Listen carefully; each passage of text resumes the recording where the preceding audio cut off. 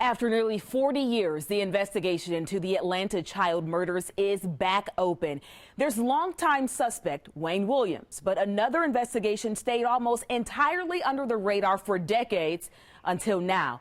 In a story you will only see here, 11 Alive's Naima Abdullahi combs through thousands of documents originally uncovered by 11 Alive more than 30 years ago, bringing you details of the secret investigation into the KKK's possible connection to the Atlanta child murders.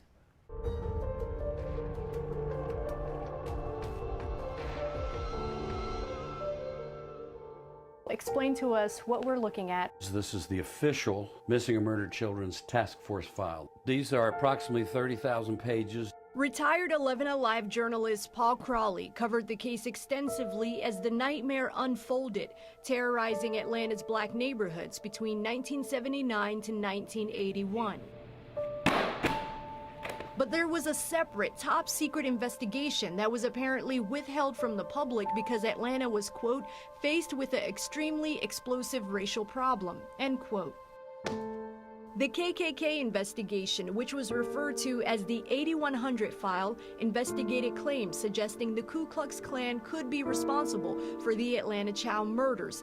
According to the documents, the investigation lasted for 2 months and ended a month before Wayne Williams was considered a suspect. The 8100 file was not presented during the Wayne Williams trial. Former juror Clarice Flournoy Green helped convict Williams,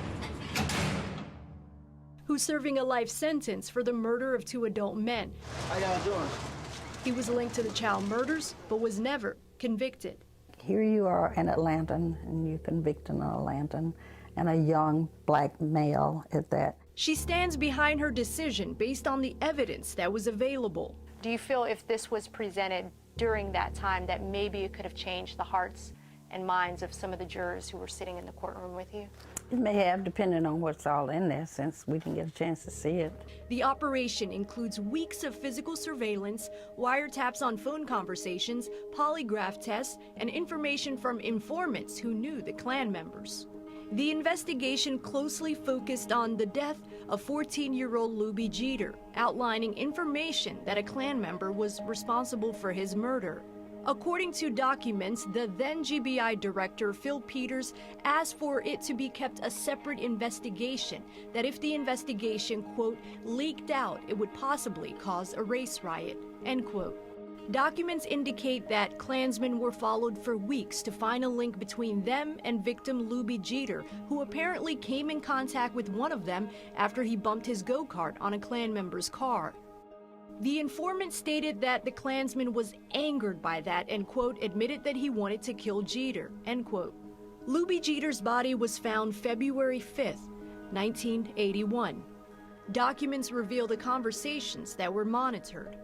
The informant claimed a Klansman asked him to help on the child murders. He was given a polygraph test and passed. The source advised that the KKK was, quote, creating an uprising among the blacks, that they were killing the children, and that they are going to do one each month until things blow up, end quote.